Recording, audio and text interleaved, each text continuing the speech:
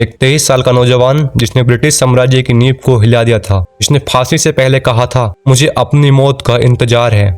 अगर वो भगत सिंह आज जिंदा होते तो क्या वो भी सिस्टम का हिस्सा होते? क्या वो यूपीएससी की तैयारी करते या सोशल मीडिया पे एक इन्फ्लुएंसर होते? ये एक सोच है, एक कल्पना, लेकिन इस कल्पना के जरिए हम अपने समाज की असली तस्वीर को देख सकते हैं। चलिए सोचते हैं अगर भगत सिंह आज जिंदा होते तो। Despite Gandhi's desperate pleading, Bhagat Singh, Rajguru and Sukhdev were executed on the eve of the Karachi Congress. एक कल्पना करिए, अगर भगत सिंह किसी तरीके से 2025 के भारत में आ जाते हैं, पहली नजर में वो देखते हैं कि एक विकसित राष्ट्र, फ्लाईओवर्स, स्मार्टफोन, इलेक्ट्रिक गाड़ियां, लेकिन फिर उनकी नजर पड़ती है न्यूज चैनल्स पर। Paper leak, corruption, unemployment, fake encounter, hate crimes. उनकी आंखों में झलकता है एक सवाल, क्या ये वही भारत है जिसके लिए हमने कुर्बानी दी थी?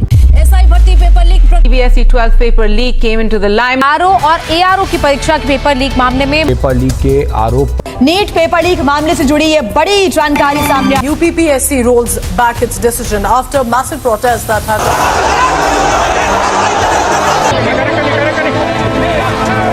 35% of Indian youth were unemployed.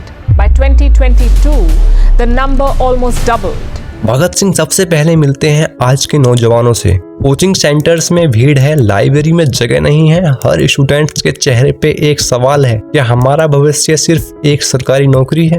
Bhagat Singh हैरान हैं, उनका भारत तो सपनों का भारत था, लेकिन यहाँ तो सपने सिर्फ जॉब तक सीमित है। ये तो एक और गुलामी है। ब्रिटिश चले गए लेकिन सिस्टम वहीं का वहीं है।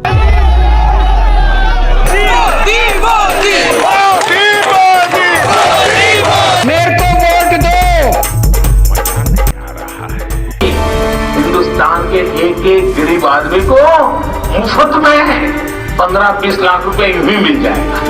कितने रुपये? सफेद कपड़ा। सॉरी। भगत सिंह समझने की कोशिश करते हैं कि देश को कौन चला रहा है। राजनीति देखते हैं, वहाँ उन्हें मिलते हैं नेता जिन्हें जनता के सवालों से ज्यादा वोट बैंक की चिंता है। भगत सिंह मिलते हैं एक एमएलए से जहां उनसे पहले सेल्फी मांगी जाती है, संवाद नहीं। देशभक्ति अब वोट के दिन याद आती है और क्रांति सिर्फ टीवी डिबेट तक सीमित है। भगत सिंह ने कलम उठाया था, आज फोन उठाते हैं। लेकिन सवाल ये है कि क्या इस नई दुनिया में सच बोलने की जगह है? जब भगत सिंह एक वीडियो के जरिए बेरोजगारी और करप्शन के खिलाफ आवाज उठाते हैं तो उन्हें एंटी नेशनल, अर्बन नक्सल कहकर ट्रोल किया जाता है।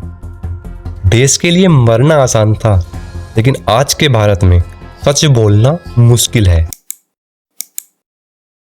भगत सिंह समझ जाते हैं कि जंग अब तलवारों से नहीं, सत्य से लड़ी जाती है। वो मिलते हैं नए भारत के क्रांतिकारियों से, आरटीआई वर्कर, फार्मर्स, स्टूडेंट्स और विश्व ब्लोवर। इन लोगों ने जेल का सामना किया है लेकिन झुके नहीं। नमस्कार। पिछले 10 सालों में बिहार में 14 मामले हुए हैं जिसमें आरटीआई एक्टिविस्ट और विसल ब्लोअर्स का कत्ल कर दिया गया है। Brutal attack on an RTI activist in Mumbai caught. Mumbai में एक आरटीआई एक्टिविस्ट के घर में घुसकर उनकी हत्या कर दी गई। एक 60 साल के आरटीआई कार्यकर्ता भूपेंद्र वीरा की गोली मारकर हत्या कर दी गई। नमस्कार, मैं मुकेश चंद्राकर हूं और आप बस्तर जंक्शन देखना शुरू कर चुके हैं। बस्तर जंक्शन में मैं बस्तर के आदिवासियों की बात करता हूं, यहाँ की खूबसूरती, यहाँ की संस्कृति, यहाँ की परंपरा की बात करता हूं, यहाँ मौजूद जमीनी समस्याओं की बात करता हूं। Chhattisgarh, remember that brutal murder killing of a young journalist Mukesh Chandrakar? है कि मुकेश चंद्राकर को आरोपियों ने बड़ी ही बेरहमी से मारा। जिंदगी तो अपने दम पर जी जाती है, दूसरों के कंधों पर तो सिर्फ जनाजे उठते हैं। Society greased by bribes to bureaucrats and officials, public opinion has never been strong enough to bring reform. Anna Hazare is trying to change that. Tony Bharat माता की वंदे वंदे इंकलाब इंकलाब। A group of farmers will take out a Dilli Chalo march on December 8th to press home a list of nearly 5-year-old demands, including a legal guarantee of MSP. Now, they were forced to call a temporary halt after tear gas shells were fired by the police, blocking their path to the national capital earlier. Talks with the centre are expected to take place today, where farmers will put Farmers again were out on a protest, attempting to march towards. Bhagat Singh library जाते हैं, वहाँ उन्हें मिलता है एक लड़का जो IAS बनना चाहता है। भगत सिंह उससे पूछते हैं, सिर्फ नौकरी के लिए पढ़ रहा है या देश बनाने के लिए? बच्चा कहता है दोनों। भगत सिंह मुस्कुराते हैं।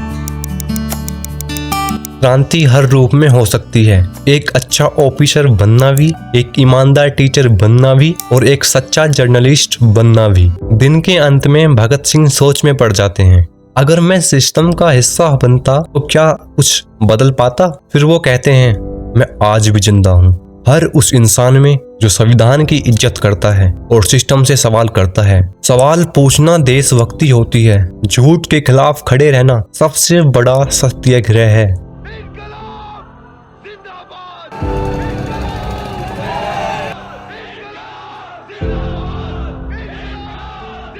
भगत सिंह अगर आज जिंदा होते तो शायद वो जेल में होते या फिर एक YouTube चैनल चला रहे होते, लेकिन एक बात पक्की है, वो चुप नहीं बैठे होते। और तुम भी मत बैठो, अगर उनके सपनों का भारत बनाना है तो उनके जैसा सोचना होगा।